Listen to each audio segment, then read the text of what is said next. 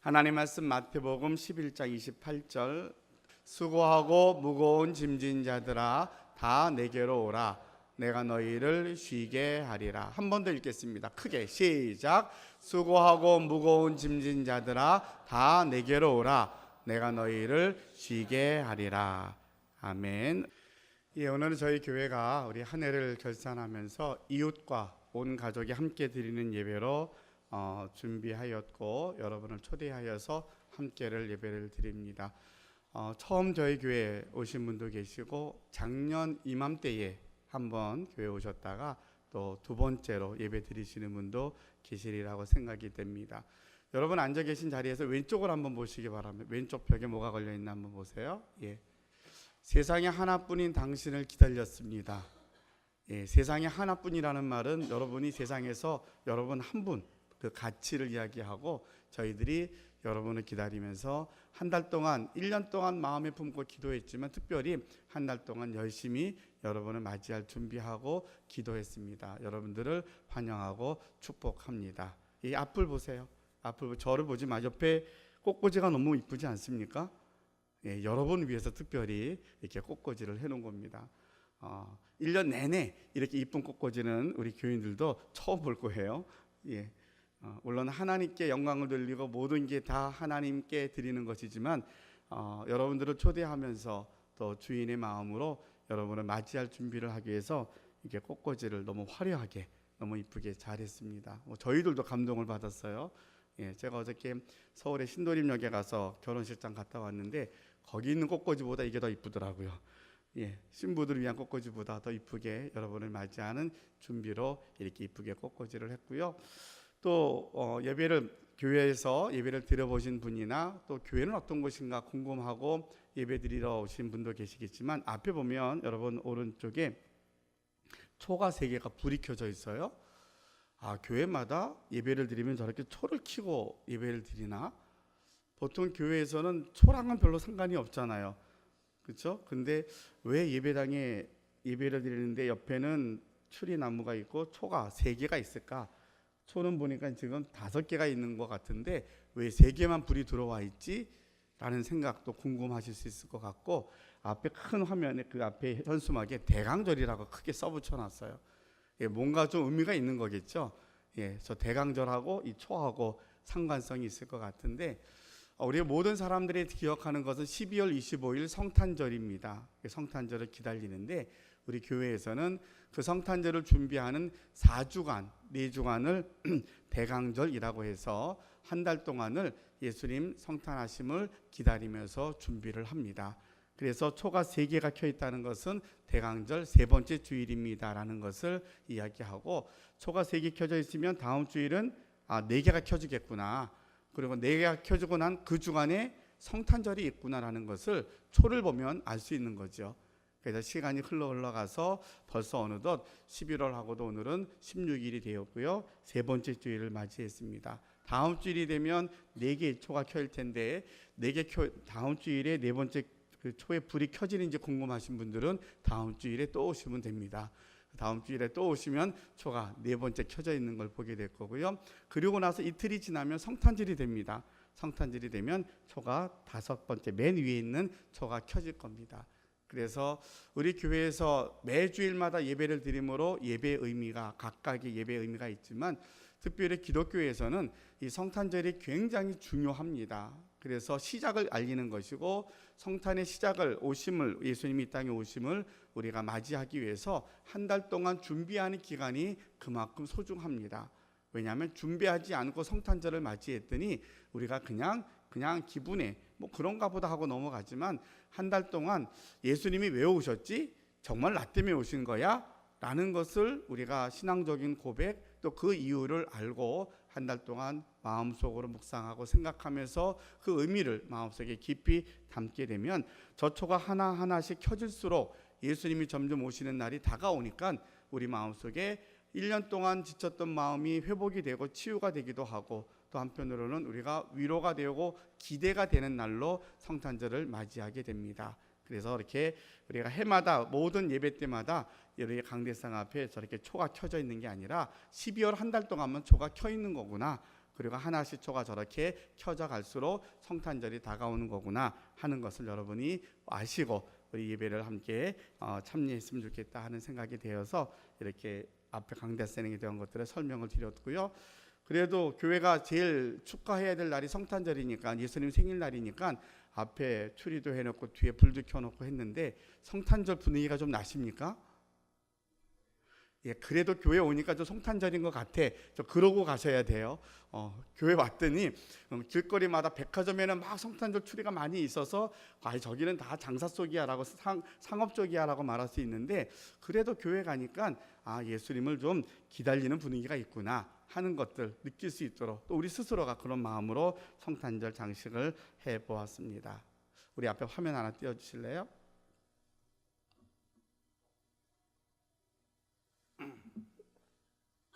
앞에 있는 그림은 영어 성경 굿뉴스 바이블에 들어있는 사파입니다. 그림. 우리가 이제 보통 보는 성경이 여러 가지 번역이 있는데 영어 성경 가운데 좀 쉬운 성경으로 그리고 사파로 그 성경의 본문을 잘 이렇게 설명해 준 그런 내용이에요. 여러분이 보셨을 때 맨 왼쪽에 있는 그림은 어떤 그림인 것 같아요? 예, 무거운 짐을 지고 힘겹게 가는 사람 모습이죠. 두 번째로는 좀 나이 많은 노인이 지팡이 짚고 자기 스스로 걸어갈 수 없는 그런 상태에, 그리고 세 번째에 있는 그림은 모든 인생의 짐을 다 머릿속에 짊어지고 이렇게 고민하고 있는 모습. 네 번째 그림은 근데 아빠가 안 보여요. 그죠? 아빠 없이 어린 아이 그리고 네 명의 아이를 데리고 있는 엄마의 모습. 다섯 번째는 뭔가 다치거나 몸이 불편해서 이제 목발로 몸을 지탱하고 있는 이 네 그림, 5명의 그림. 이게 무슨 그림이냐면 여러분이 함께 조금 전에 읽었던 마태복음 11장 28절에 대한 그림이에요. 수고하고 무거운 짐진 자들아. 인생의 모습 속에 우리가 이 5개 그림 중에 혹시 여러분의 그림이 여기 있습니까? 나는 너무 몸이 아픈 것 같아. 나는 내 삶의 무게가 자녀들이나 가족들의 무게가 너무 무거워. 아니면 그냥 사는 게, 젊은이들도 그럴 수 있죠. 너무 번뇌가 많은 거예요. 너무 머리가 복잡하고 너무 힘들어. 그리고 사람은 나이가 들수록 늙게 되어 있어요. 그렇죠? 늙어감에 대해서 우리는 내 힘으로 걸을 수 없기에 지팡이에 의지하고 갈 수밖에 없는 내 나이의 모습들. 그리고 왠지 모르게 나만 유독 내 인생의 짐이 무거운 것 같아. 어깨에 짓누르고 있는 인생의 짐을 짊어지고 있는 첫 번째 그림처럼, 여러분은 이 5개 그림 중에 혹시 여러분이 해당되는 그림이 있으십니까? 아니면 5개 중에 한 3-4개가 한꺼번에 다 내 거라고 생각하는 분도 계실 것 같기도 하고, 어떤 분은 이곳의 그림에 표현하지 않은 또 나만의 6번째 그림이 있을 것 같아요. 내가 알고 있는 나만의 인생의 짐이 있는데 저기 5명 중에 또 하나의 그림을 그리라면 내가 짊어지고 있는 짐의 그 무게를 그림으로 표현할 수 있지 않을까 생각을 합니다. 우리 인생을 살아가는 모든 사람들은 이와 같이 인생의 짐을 짊어지고 살아갑니다. 그래서 늘 곤고하고 늘 피곤하고 늘 지쳐서 살아갑니다. 열심히는 사는데, 최선을 다해서 살았는데 인생의 산 넘어 산이라 해결할 수 없는 그 숱한 문제 때문에 그것이 쌓이면 쌓일수록 우리가 점점 포기하는 게 익숙해집니다. 그래, 뭐 나만 그런 거 아니잖아. 인생은 다 그런 거야. 유별나게 나만 특별한 것처럼 말하지 말자. 그냥 견디고 살자. 그러니까 내 힘으로 견디다 보니까 쌓일수록 우리에게 힘을 잃어가게 되고 너무 곤고해지죠. 낙이 없게 되고 즐거움이 없고 그 지침이 우리에게 점점 여유 없이 살아가는 인생으로 모든 것을 다 자포자기하는 인생이 되어버리고 맙니다. 지금 이 시대는 너무나 풍요로운 시대를 살아갑니다. 너무나 좋은 게 많죠. 마트에만 가면 뭐 없는 게 없어요. 정말 많고요. 또 선진국뿐만 아니라 이 대한민국처럼 살기 좋은 게 우리는 가기만 하면 24시간 편의점이 있어서 다 살 수 있어요. 여행을 많이 다녀보신 분은 알지만 전 세계 어떤 나라에 가도 이런 나라가 없어요. 저녁이 되면 불 다 꺼버리지요. 다닐 수 있는 데가 별로 없거든요. 이렇게 안전하고, 내가 갑자기 자다가 뭐가 먹고 싶으면 그냥 내가 잠옷 차림으로 나와서 5분만 걸어가면 다 마트가 다 있잖아요. 이렇게 편하고 편리한 시대를 살아가는데도 왠지 우리가 모르게 공허함과 한편으로는 억울함, 속상함, 지쳐있는 모습으로 내가 받은 상처 때문에 이걸 해결하지 못하고 부둥켜 안고는 있는데 이거 누가 좀 해결해 줬으면 좋겠다는 간절한 열망이 있는데 아무리 좌우를 둘러봐도 답이 없는 것 같아요. 희망이 없는 것 같아요. 그래서 아유 그냥 이러고 살지 라고 사람들이 살아가는 모습들을 보면서 사실은 안타까움이 있기도 하고 이런 지경이 된 것 자체에 대한 또 하나의 책임감을 느끼기도 합니다. 또 그런가 하면 오늘날의 대한민국 안에는 이런 분들도 많이 있을 것 같아요. 내가 신앙을 갖고 교회를 다녀봤지만 그런데 거기에도 답이 없는 것 같아. 내가 열심으로 섬기고 봉사도 해봤는데 근데 거기에도 별로 선하지 않은 것 같아. 그래서 교회를 떠나기도 하고 예수님을 떠난 사람들도 있는 것 같습니다. 여러분이 잘 알고 있는 러시아의 아주 대문어였던 톨스토이의 이야기를 여러분에게 잠깐 소개를 하려고 합니다. 우리가 아는 것처럼 어마어마한 작품을 써서 우리에게 그의 작품을 통해서 우리는 만남을 갖고 또 영화로도 만들어 놓은 영화도 많이 있었는데 그가 사실은 처음에는 신앙에서 자랐던 사람이었지만 신앙을 떠나서 오랜 세월을 살았던 사람입니다. 그가 55세 되던 해에 다시 하나님께로 돌아옵니다. 다시 신앙의 자리로 돌아오고 난 후에 그는 자기의 신앙론을 이야기하면서 이렇게 자기 자신을 소개를 합니다. 나는 지나간 55년간 살아오는 동안 내 인생의 최초의 15년간의 소년기를 제외하고는 나는 안식을 경험하지 못했다. 내가 18세 되던 나이에 내 친구는 나에게 찾아와 신이 인간을 만든 것이 아니라 인간이 신을 만들었다고 나를 설득했다. 나는 그 말이 진리라고 생각했다. 그래서 나는 어렸을 때의 종교, 가족의 종교인 기독교를 떠나기로 결심했다. 나는 종교를 포기하는 것이 자유를 얻는 길이라고 생각했다. 나는 심지어 종교는 속박이라고 생각했다. 그러나 내 나이 55세, 이제 나는 내가 버린 어머니의 품과 같은 신앙의 품으로 돌아왔다. 나는 종교로 돌아온 것이 아니라 예수 그리스도에게로 돌아왔다. 그리고 예수 안에서 나는 다시 참된 안식을 발견했다. 바로 그 예수 그리스도를 여러분에게 소개하고 싶은 것이다 라고 우리에게 고백을 합니다. 우리에게 교회가 눈에 보이는 교회와 또 여러 가지 현상들 우리에게 주는 많은 정보들이 교회를 떠나게 하는 이유가 되었던 것도 맞는 것 같습니다. 그렇지만 이 시간에 여러분을 초대하고 함께 예배드리는 이 시간, 우리 모두는 다 인생의 짐을 들고 살아가고 있는데 정말로 내가 이 짐에서 좀 자유하고 싶고 쉼을 얻고 싶은 열망이 있다라면, 그리고 톨스토이의 고백과 같이 많은 사람들이 유혹에 넘어가서 교회는 타락했어, 아니면 아니야 거기에는 진정한 안식이 없어라고 하는 그러한 유혹하는 말에 내가 조금 빠져 있었다라면 한 번 더 이 대문호의 고백처럼 예수님께만이 정말로 안식이 있고 평안이 있는지를 한 번 더 우리가 생각해보며 또 그분의 초청하는 자리에 오신 여러분들, 여러분의 마음과 귀를 열고 한 번 더 주님의 말씀에 귀를 기울여 주실 수 있기를 바랍니다. 성경에 보면 이런 글이 나옵니다. 여호와여 어느 때까지니까 나를 영원히 잊으시나이까 주의 얼굴을 나에게서 언제까지 숨기시겠나이까 라고 하는 한 시인의 고백이 있습니다. 어느 때까지, 언제까지 내가 이 짐을 짊어지고 살아야 됩니까? 내가 도대체 얼마큼까지 견뎌야 됩니까? 라는 고백에도 우리가 한 번 더 적용해 볼 수 있지 않을까 생각을 합니다. 그런 고백하고 있는, 그런 탄식하고 있는 여러분들에게 여러분의 이웃들을 통해서 초청장이 전달되었습니다. 여러분들을 주님께로 초대합니다. 이제는 언제까지가 아니라 여기까지입니다. 여기서부터는 이제 여러분들이 고뇌와 고통과 신음 속에 살아가는 것이 아니라 진정한 안식의 길로 여러분들을 좀 안내하고 싶습니다. 그래서 여러분들을 초대했고요. 이 시간 하나님 앞에 한 번 더 예배를 드리고 있는 것입니다. 주님이 말씀하시기를 수고하고 무거운 짐진 자들아 다 내게로 오라. 내가 너희를 쉬게 할 것이라고 주님이 우리를 부르시고 계십니다. 자, 우리 이 시간에는 여러분의 마음을 담아서 한번 찬송가를 부르고 싶은데 우리 반주자 찬송가 337장 우리 악보랑 같이 띄워드릴 테니까 여러분들이 이제 악보 같이 보시고 가사를 생각하면서 함께 찬양을 했으면 좋겠습니다. 찬송가를 불렀으면 좋겠습니다. 제가 가사를 한번 읽어볼게요. 내 모든 시험 무거운 짐을 주 예수 앞에 아뢰이면 근심에 쌓인 날 돌아보사 내 근심 모두 맡으시네. 내 모든 괴로움 닥치는 환난 주 예수 앞에 아뢰이면 주께서 친히 날 구해 주사 넓으신 사랑 베푸시네. 내 짐이 점점 무거워질 때 주 예수 앞에 아뢰이면 주께서 친히 날 구해 주사 내 대신 짐을 져주시네. 마음의 시험 무거운 죄를 주 예수 앞에 아뢰이면 예수는 나의 능력이 되사 세상을 이길 힘 주시네.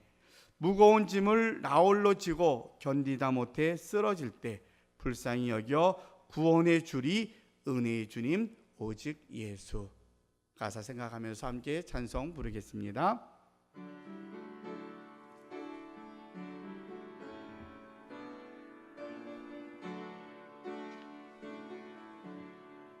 내 모든 시험 무거운 짐을 주 예수 앞에 아뢰이면 근심에 쌓인 날 돌아보사 내 모신 모두 맡으시네.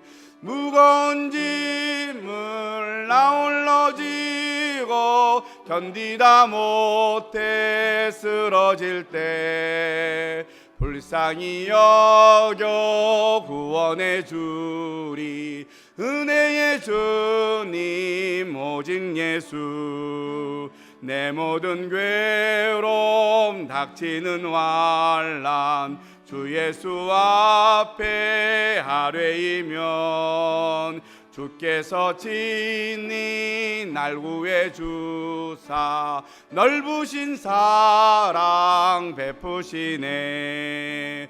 무거운 짐을 나 홀로 지고 견디다 못해 쓰러질 때 불쌍히 여겨 구원의 주리 은혜의 주님 오직 예수. 내 짐이 점점 무거워질 때 주 예수 앞에 아뢰이면 주께서 친히 날 구해 주사 내 대신 죄물 져주시네.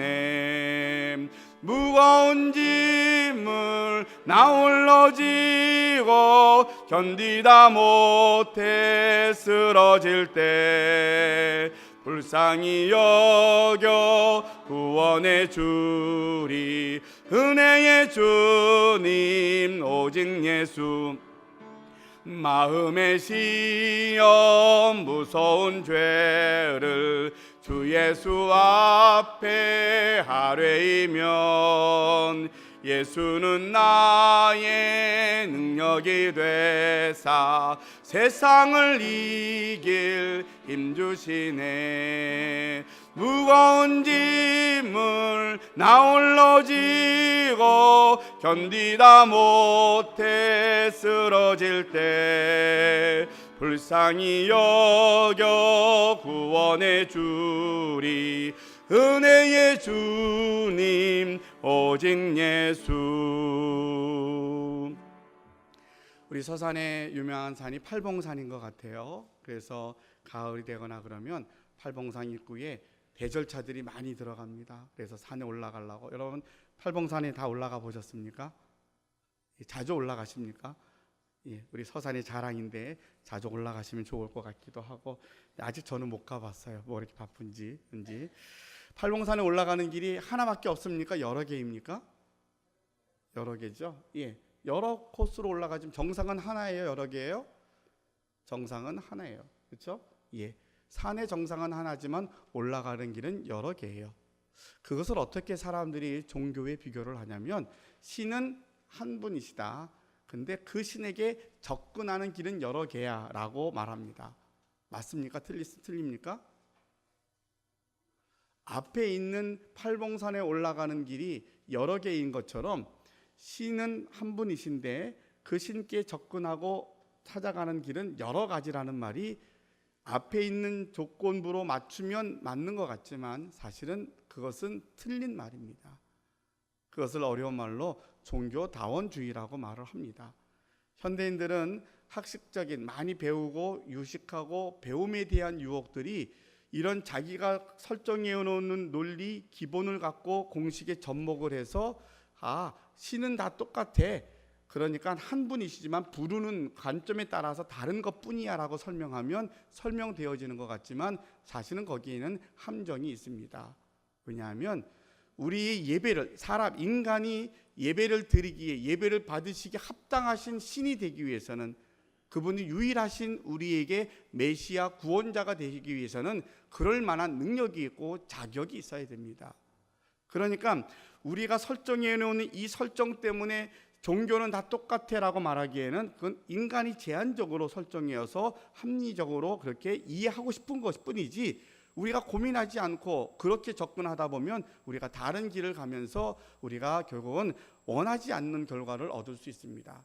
자, 그러면 우리 사람이 피조물인 우리가 우리에게 진정한 행복, 진정한 쉼, 진정한 구원을 줄 수 있는 그 하나님은 어떤 분이 되어야 하느냐? 그 하나님은 전능하신 분이 되어야 하고요. 그 하나님은 우리 인간의 모든 죄, 인간의 모든 문제를 다 감당할 수 있는 자격이 있는 분이 되어야 합니다. 그래서 그분은 완전한 사람이셔야 되고 완전한 하나님이셔야 됩니다. 왜 사람이셔야 되냐면 사람이 사람의 죄를 대신 감당해 주어야만 되기 때문이거든요. 천사도 우리를 대신해서 죽어도 의미가 없어요. 천사니까. 사람이 죄인이라는 걸 고백한다라면 우리의 죄값을 누군가 대신 감당하려면 사람이어야 합니다. 또 그 사람으로서만 제한되면 그것이 아무런 결과가 되지 않아요. 다만 그분이 완전한 하나님이셔야만이 그 죄의 문제를, 죽음의 문제를 이기실 수 있습니다. 그래서 완전한 사람이면서 완전한 하나님으로서 이 땅에 오신, 우리가 4주간 동안 대강절 동안 기다려서 맞이할 그 성탄절의 주인공 되시는 예수 그리스도만이 완전한 하나님이시며 완전한 신으로서 이 땅에 오셨다라고 우리가 기독교에서 가르치고 있는 것이고 그분에게만이 구원이 있다라고 우리가 이야기를 합니다. 그래서 우리 이 땅에 많은 사람들이 행복을 찾아 떠나고 고민하고 진리를 찾아서 이야기합니다. 그래서 많은 학자들이 내가 진리를 깨달으면 내가 오늘 죽어도 후회함이 없다라고 말할 만큼 인간의 본능이 진리를 탐구하는 본능이 갖고 있습니다. 그 진리가 어디에 있을까? 결국 인간이 어떤 존재인가를 알아감부터 우리가 시작이 된다면 우리 인간은 모두가 다 인생의 무거운 짐을 지고 그 인생의 짐 가운데 가장 무거운 짐이 죄의 짐 때문에 우리는 끊임없이 고뇌하고 실패하고 억울해하고 고통 가운데 살아간다는 거죠. 누군가가 이 죄의 문제를 해결할 수 있겠습니까? 누군가가 내 가장 힘든 문제를 해결할 수 있습니까? 라고 물을 때에 우리가 전통적으로 믿어왔던 우리의 모든 선조들이 믿었던 미신이나 이런 토속 종교 안에도 눈에 보이는 사람들의 병을 고치기도 하고요, 암지를 내다보기도 하고 점을 치면 맞추기도 합니다. 그런데 그들에게 똑같이 한계에 부딪히는 것은 뭐냐면 죽음 앞에 서게 되면 그 누구도 죽음 이후에 대해서는 말하지 못합니다. 우린 다 사람이 죽으면 또 다른 것으로 태어난다고 말하기도 하고 그것을 그렇게 우리가 받아들이므로 어떻게 인정할 수 있을지 모르지만, 그런데 이때까지 우리가 갖고 있었던 종교의 답은 우리는 결국은 그 죽음의 문턱 앞에 서서 답을 얻지 못했기 때문에 끊임없이 우리는 절망과 고통 속에 살아왔던 이 백성들이었습니다. 근데 우리에게 100여 년 전에 기독교가 소개가 되었고 이 복음이 들어와서 우리에게 죽음 이후의 문제를, 죄의 문제를 해결할 수 있는 길을 우리에게 알려주었습니다. 그분이 바로 우리가 늘 교회 오면 매일같이 듣고 노래하는 예수님 예수님 예수님 하는데 그 예수님이 도대체 누구이시기 때문에 그게 가능하냐라고 물으면 앞에 말씀을 드렸던 것처럼 우리 인간의 모든 인생의 짐을 해결할 수 있는 자격이 있으신 분, 완전한 하나님이시면서 완전한 사람이기 때문에, 그리고 그 예수님이 우리의 죄를 대신해서 죽으셨기 때문에 우리 죄값을 다 이미 2000년 전에, 시간과 공간을 초월해서 2000년 전에 이미 2000년 후에 있을 우리의 죄까지 다 이미 그것을 다 안고 십자가에서 죽으셨기 때문에 우리의 죄가 십자가에 죽으신 그 죽음이 나의 죄 때문에 죄값을 치르는 것이라고 말하면 그 죄값을 해결받았다라고 성령이 우리에게 증거를 해줍니다. 그것으로 끝난 게 아니라 십자가에서 죽으시고 난 후에 사흘 만에 부활하셔서 사망 권세 죽음을 이기셨다라고 이야기합니다.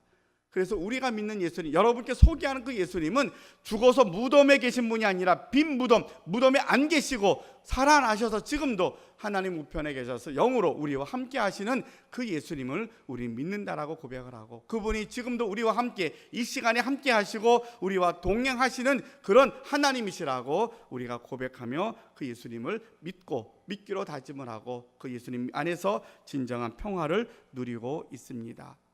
인생이 모두가 다 짐을 지고 사는데 우리의 열망이 이 짐을 좀 해결받고 싶은데, 그렇다면 그렇게 완벽하게 자격을 갖추실 그 예수님이 우리를 부르시고 초청하십니다. 내게로 오라고. 예수님이시거든요. 내게로 오라고 내가 너희를 쉬게 할 것이다. 자격이 있으신 그 예수님이 우리에게 약속하신 쉼은 어떤 것들이 있을까? 첫 번째로 그 예수님이 우리에게 약속하신 것은 불안의 문제를 해결해 주시겠다고 약속하십니다. 현대인들에게 가장 큰 질병 중에 하나가 우울증이고요. 미국의 어떤 학자가 글을 쓰면서 하는 얘기가 현대인들은 우울증보다 더 불안한 게 불안증이라고 말합니다. 우리가 다 불안해서 못 사는 거죠. 삶 자체가 너무 불안한 거예요. 우울증과 불안증의 반대 개념으로 말하면 평안일 겁니다. 그래서 예수님이 우리에게 주시고자 하는 쉼의 가장 중요한 내용은 우리에게 불안을 해결해 주시고 진정한 평안을 주시겠다고 약속을 하십니다. 성경에 보면 평안을 너희에게 끼치노니 곧 나의 평안을 너희에게 주노라. 내가 너희에게 주는 것은 세상이 주는 것과 같지 아니하니라. 이것을 너희에게 이르는 것은 너희로 내 안에서 평안을 누리게 하려 함이라. 예수님 믿는 가장 큰 선물은 평안이 있다는 거예요. 세상이 점점 복잡해지고 급하게 달려가고 많은 것들이 발전되어져 가는데, 그러면 그럴수록 사람이 많은 것을 누릴수록 평안해지고 더 여유가 있어야 되는데 더 여유가 없어요. 더 바빠요. 옛날에 비하면 우리 주부들의 경우에도 옛날에 그 개울가에 가서 빨래 하셨을 때의 생각, 또 주방에서 밥할 때 시간들을 생각하면 얼마나 많은 시간을 거기에 사용하셨어요. 요새는 다 누가 해줍니까? 밥은 전기밥솥이 해주고 빨래는 세탁기가 해주잖아요. 시간이 얼마나 많이 절약이 돼요. 얼마나 많은 여유 있는 삶을 살 수 있어요. 근데 모두가 다 정신없이 살아요. 뭐 주부들뿐만 아니라 모두가 다 그래요. 그러니까 이 정신없음이 우리에게 더 막연한 불안감, 그것이 우리에게 심리적으로 우울감이 되기도 하고, 더 낙담이 되면 한순간에 이 고비가 넘어가면 모든 게 다 싫어져서 포기하는 사람들이 점점 많아진다는 거죠. 근데 예수님, 그 자격을 갖추신 능력 있는 예수님이 우리를 부르셔서 내게 오면 내가 너에게 쉼을 줄 거야. 어떤 쉼을? 불안을 없이 할 거야. 너에게 평안을 줄 거야 라고 말합니다. 그러면서 하시는 얘기가, 이거는 세상에서 돈 주고 사는 게 아니야. 이건 세상에서 노력해서 얻는 게 아니야. 너희가 업적을 많이 쌓아주면 대가를 주는 게 아니야. 그냥 내가 주는 건데, 내가 온 목적은 이 평안을 너에게 주기 위한 거야 라고 예수님이 말씀하십니다. 성경에 나와 있는 인물 중에 바울이라는 사람이 있습니다. 2000년 전 사람이, 약 2000년 전 사람이 유태인이었는데, 이 사람이 예수님 믿는 사람을 막 핍박하다가 어느 날 예수님 믿는 사람 붙잡아다가 옥에 가두려고 어느 동네를 가다가 그만 예수님을 환상 중에 만납니다. 그리고 나서 그의 인생이 바뀌었어요. 원래 그 사람은 나라가 빼앗겨서 식민지하에 있었고 고통받는 그런 시대였지만, 그런데도 로마 시민권도 있고요, 학문적인 모든 그런 학식도 뛰어나고요, 자격도 대단히 많이 가졌던, 그렇게 앞으로의 그 인생이 대로처럼 열려있는 사람이었어요. 근데 자기가 핍박했던 그 예수님을 갑자기 만납니다. 그 인생이 바뀌었어요. 그러니까 세상의 논리로 하면 우리가 말하는 인류대학 나와서 대기업에 들어가고 좋은 배우자 만나서 아들 딸 낳고 잘 사는 게 인생의 길인데, 이렇게 되어 있는 사람이 어느 날 갑자기 예수 믿는 사람은 바뀌어져 버렸어요. 그리고서 그 인생이 어떻게 살았냐면, 평생 동안 걸어다니면서 예수를 전하느라고 일생 동안 그 전도 여행을 하고 삽니다. 그러느라고 옥에 갇히기도 하고요, 매를 맞기도 하고요, 40에 가마매를 맞았다 그러는데 죽을 때까지 때리는 거거든요. 이런 매를 맞고도 복음을 전하고 그렇게 일생을 살았어요. 옥에 하도 많이 갇혔는데 옥에 있는 동안에 편지를 씁니다. 그걸 옥중서신이라 그러는데, 빌립보라는 교회에다가 편지를 썼어요. 뭐라고 썼냐면, 여러분 주 안에서 기뻐하십시오. 주 안에서 기뻐하라는 거예요. 내가 예수님 만나고 나니까 내가 이전에 갖고 있었던 학문적인 가치, 로마 시민권이라는 그런 지위적인 권위, 또 세상 사람들이 나를 부러워하는 것들은 다 배설물로 여기는데 전혀 아깝지 않고, 나는 오직 십자가 하나 하면 충분한 것 같아. 근데 그 충만함이 어떻게 나타났냐면 그렇게 매를 맞고 그렇게 옥살이하고 그렇게 고통을 당하는데 늘 기뻐 찬양하는 거예요. 얼마나 많이 맞아서 죽을 지경까지 되어서 그냥 사람들이 걱정하는 그 상황이 되었는데도 정신만 차리면 옥중에서 찬송가를 부릅니다. 예수님 믿음으로 우리가 약속하신 이 평안함은 바꿔서 말하면, 제가 조금 극단적으로 매를 맞는 거, 옥에 갇히는 거 설명을 했지만, 여러분의 삶의 자리가 절망의 자리인 것 같고 희망이 안 보이는 것 같고 끝이 안 보이는 것 같은 그러한 상황이 내게 있어도 예수님 안에 있을 때에 평안함을 주시더라는 거예요. 우리는 전전긍긍해야 돼요. 왜냐하면 이 문제가 힘이 드니까, 내가 감당할 수 없으니까 누군가에게 도움을 청해야 돼요. 여러분 경험 다 해보셨잖아요. 혹시 크게 사업을 하시다가 이렇게 망하신 분들이 혹시 계시면 경험이 있으신지 모르겠어요. 우리가 부유할 땐 사람들이 되게 많은데 망하면 아무도 안 찾아옵니다. 한 사람도 없습니다. 제일 먼저 떠나가는 사람이 가족입니다. 일가 친척들이 다 떠나가고 아무도 안 남아요. 혼자 남지요. 어려움을 당하면 머릿속에 스쳐 지나가는 사람이 있어요. 누구 가면 내가 도움이 받을 것 같아요. 다 쫓아가지만 아무도 손 내밀지 않습니다. 그게 특별해서가 아니라 그게 사람 사는 방법이, 모습이더라고요. 그러니까 우리는 내가 당하는 것들을 내가 어떻게 해보려고 노력하지만 안 되더라는 거예요. 그런데 그런 목사님, 예수 믿으면 그런 일 안 생깁니까? 아니요. 예수 믿어도 부도 나기도 하더라고요. 예수님 믿는 사람도 교통사고 나기도 하고요. 예수 믿어도 어려움 당하기도 하고 끝없는 고통의 문제가 있긴 하더라고요. 뭐가 다릅니까? 사도 바울처럼 옥에 갇혀도 찬송하더라는 거예요. 옥에 갇혀도요. 옥에 갇혔는데 찬송가가 나와요. 평안해져요. 그건 사람이 주는 평안함이 아닌 게 분명하지요. 사람은 그렇게 못해요. 왜? 내가 지금 당장 문제가 없어야지 평안하죠. 내가 당장 앞에 있는 거 다 해결돼야지 평안하죠. 어떻게 내가 옥에 갇히고 모든 게 다 꼬였는데 어떻게 평안합니까? 산 넘어 산인데 내 자식들 다 책임져야 되는데 어떻게 평안해요? 근데 성경은 예수님 안에 있을 때에 내가 감옥에 있어도 그 절벽 끝에 있어도 평안하더라는 거예요. 이 평안함을 여러분들이 하나님이 주시는, 예수님이 약속하신 선물이기에 여러분이 이 선물을 받아가실 수 있기를 바랍니다. 두 번째로 우리를 초대하신 예수님께서는 어떤 쉼을 약속하셨을까? 염려를 다 없게 하신다고 약속하십니다. 여러분 주보에도 본문이 많이 나와 있는데 마태복음 6장에 기록되어 있는 말씀에 보면, 목숨을 위하여 무엇을 먹을까, 무엇을 마실까, 몸을 위하여 무엇을 입을까 염려하지 말아라. 우리에게 평안함을 약속하신 분이, 너희가 왜 이렇게 힘든 줄 아느냐? 너 맨날 걱정하잖아. 내가 맨날 염려 안고 살잖아. 염려 안 하면 더 불안하지 않습니까? 염려거리가 없으면 좀 불안하지 않습니까? 적당하게 염려거리가 좀 있어야 현대인들은 좀 그거 붙잡고 가더라고요. 그러니까 내가 감당할 만한 염려거리 붙잡고 가더라고요.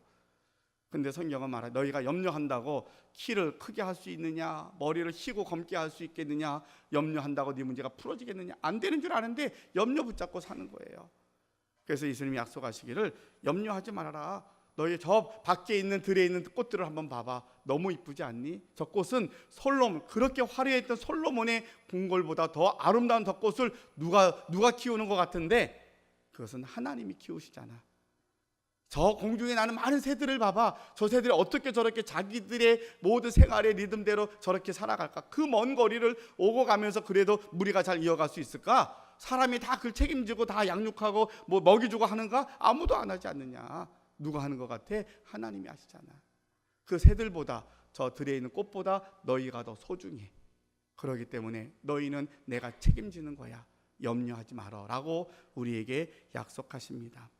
너희 염려를 주님께 맡기라고 말씀하셨던 주님의 그 약속이 우리로 하여금 우리 모든 인생의 짐을 주님께 맡길 때에 염려가 아닌 평안함과 기쁨으로 우리에게 채워주신다는 말씀입니다. 세 번째입니다. 우리에게 진정으로 주시고자 하시는 쉼은 영원한 안식입니다.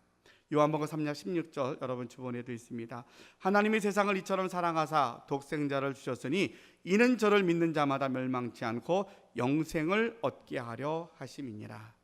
너희는 마음에 근심하지 말라. 하나님을 믿으니 또 나를 믿으라. 내 아버지 집에 거할 것이 많도다. 예수님 믿음으로 얻어지는 가장 중요한 쉼은 영원한 안식입니다. 올해는 유독 우리 가까운 친구들 또 저희 가족들 중에도 하나님 나라 가신 분들이 많았어요. 그래서 90이 넘어서 천국에 가신 아버님 친구 아버님의 천국 가는 길도 가서 함께 지켜보았고, 또 저희 장인이 하나님 나라에 가시는 모습들도 이렇게 지켜보면서 올해 제 마음속에 가장 크게 와 닿는 가장 신앙적인 확신 화두가 됐던 게 뭐냐면, 천국이 있어서 내가 위로받을 수 있구나, 천국이 있어서 정말로 내가 견딜 수 있구나라는 생각을 다시 한번 했어요. 저희 부모님들은 약 7년 전에 같은 해에 두 분 다 천국에 가셨어요. 어떻게 7년 동안 내가 매일같이 부모님 생각하며 슬퍼하고 막 안타까워해야 되는데 잘 견딜 수 있었지? 라고 내 삶을 나도 돌아보니까 천국이 있잖아. 내가 그때 어떻게 약속해서 다시 만날 것이라고 약속하고 잠깐 떠나가는 걸로 이별했잖아. 그래서 내가 다시 만날 약속 때문에 지난 7년도 잘 견딜 수 있었고, 이번에도 장인 천국 가시는 예배 드리면서 거기 같이 제가 목사니까 식구들 앞에 그렇게 설교했어요. 여러분, 이 자리는 약속 있는 이별의 자리입니다. 영원히 못 볼 게 아니라 다시 만날 겁니다. 우리가 언젠가 우리의 생애를 다 마치고 나면 우리도 천국 가서 먼저 가신 분 만날 겁니다. 그래서 너무 절망하지 말고 우리가 위로받자고 그렇게 설교하면서 장례식을 함께 치루었습니다. 여러분, 예수 믿는 사람들은 잘 모르는 것 중에 하나가, 예수 안 믿는 사람도 다 우리처럼 사는 것 같아요. 근데 다른 게 있더라고요. 예수 없이 살아가는 사람들, 영원한 안식을 모르는 사람들은 우리가 아무리 금은 보화가 있다 할지라도, 세상에 아무리 큰 집에 산다 그래도 불안합니다. 염려가 있고요, 전전긍긍해요. 왜요? 내가 있는 걸 다 씌워봤는데 하나가 없어요. 죽음 위에 뭐가 있지? 세상은 사건 사고가 너무 많아서 뉴스를 볼 때마다 남의 일이 아닌 것 같은데, 근데 나도 그 자리에 갈 건데 걱정이 되고 두려움이 해결할 방법이 없는 거예요. 예수 믿는 사람들은 똑같은 상황에 사서 똑같은 걱정하는데 거기 딱 가면 어떤 생각이 나? 괜찮아, 죽으면 하면 천국에 가는데. 하나님 예배해 놓으신, 우리가 그렇게 사랑하고 그렇게 우리에게 은혜 주신 그 하나님 나라에서 예수님 만날 텐데, 우리 먼저 가신 내 부모님도 우리 가족들 만날 건데 천국이 있잖아. 이것이 우리에게 진정한 안식이 되어서 우리는 당연하게 알고 사는 것들이, 예수님 없이 살아가는 분들은 그걸 가장 큰 짐을 안고 살아가더라고요. 여러분, 오늘 함께 초대되어서 예배드리신 여러분들에게 저희가 누리는 이 안식이 여러분에게도 함께 이미 약속된 복인 줄 알고 여러분의 것으로 받아가실 수 있기를 바랍니다. 왜 예수님 믿어야 되냐고, 왜 예수 믿으라고 여러분 이렇게 우리가 한 달 동안 기도하고 초청하신 줄 아십니까? 믿어보니까 이게 진리이고 이것이 생명이기 때문에 여러분들은 가족들을 위해서 어떻게 하든지 내가 믿는 예수님을 소개하고 만나기 위해서 눈물로 기도도 하고 어떻게 하든지 설명해서 이 자리까지 여러분들을 초대한 겁니다. 먼저 믿는 자들이 갖고 있는 이 예수님 믿음으로 얻는 안식이 여러분에게도 바로 주어지는 선물인 것을 기억하고 여러분들은 이 안식의 자리에 나아가실 수 있기를 바랍니다. 자, 그러면 구체적으로 어떻게 하면 이 쉼을 얻을 수 있겠습니까? 오늘 본문에 보면 수고하고 무거운 짐진 자들아 다 내게로 오라, 내가 너희를 쉬게 하리라 라는 말이 있는데, 이 말을 다시 말하면 쉬게 하리라는 말은 쉼을 준다라고 설명하더라고요. 내가 쉼을 줄 거야 라는 이야기예요. 예수님께 나오면 내가 줄게 라는 설명으로 합니다. 그래서 이것이 복음은 배움이나 또 우리가 돌을 많이 닦아서 우리 스스로가 뭔가 깨우침으로 얻어지는 것, 도덕적인 노력을 기울여서 얻어지는 것이 아니라 하나님이 거저주시는 선물이라는 거예요. 예수님이 오늘 이 말씀을 주신 것은 내가 너에게 쉼을 줄게, 그냥 와, 오기만 하면 돼, 오면 내가 줄 거야. 이게 복음이라는 거예요. 복음은, 기쁜 소식은 뭐냐면 내가 얼마나 대가를 치르고 내가 그 다음에 예수님 믿으면 그 다음에 뭔가 수고해야 되고 이게 아니라 그냥 누구든지 다 내게 오기만 하면 내가 너에게 쉼을 그냥 줄 거야. 그냥 너희는 와서 그냥 예수님이 정말로 유일하신 구원자이십니다라고 인정하고 고백하기만 하면 너는 쉼의 주인공이 될 거야 라고 이렇게 우리에게 말씀을 해주십니다. 믿음의 많은 믿음의 선전들이 예수님을 믿고 난 이후에도 많이 연구하고 고민했다 그래요. 어떻게 하면 쉼을 얻을 수 있을까? 어거스틴, 마틴 루터, 칼빈 이런 분들이 많이 공부를 했는데도 쉼이 없더래요. 근데 어느 날 갑자기 딱 깨우침이 왔는데, 그 깨우침이 뭐였냐면 오늘 이 본문의 말씀을 읽고 깨우쳤다는 거예요. 수고하고 무거운 짐진 자들아 다 내게로 오라, 내가 너희를 쉬게 할 거야. 너희는 그냥 내게 오기만 하면 돼. 내가 예수를 믿고 뭔가 막 배워야 되고 뭔가 해야 되는 줄 알았는데 그게 아니구나. 그냥 가면 되는 거구나. 예수님께 오기만 하면 되는 거구나. 내가 예수님을 소개를 받고 그 소개 앞에 내가 순종해서 또 함께 약속을 지키기 위해서 이 자리에 온 여러분들은 이미 예수님의 쉼의 자리에, 약속된 축복의 자리에 여러분이 주인공이 된 것을 여러분이 인정하고 받아들이면 바로 이 쉼은 여러분의 것이 됩니다. 이것을 위해서 여러분들을 부르신 거고요. 여러분 더 이상 내 육체의 짐, 육신의 짐을 짊어지고 살아간 그런 인생이 되지 않고 남은 생에는 예수님 믿는 믿음 안에서 진정한 평안을 누리고 염려가 없는 천국의 안식을 누리고 살아가는 우리 모두가 다 되실 수 있기를 주님의 이름으로 축복합니다. 우리 기도하겠습니다. 사랑의 아버지 하나님 감사합니다. 저희들 이웃들을 초청하여서 사랑하는 남편이 아버지가 함께 와서 예배를 드립니다. 어머니가 함께 와서 예배를 드리고 형이 와서 함께 예배를 드립니다. 또 우리 이웃들, 직장의 동료들, 함께 공부하는 분들이 함께 와서 이곳에서 예배를 드립니다. 주님, 초대하는 것도 또 초대에 응하여서 이 자리에 온 것도 정말 어려운 자리인 것을 우리는 압니다.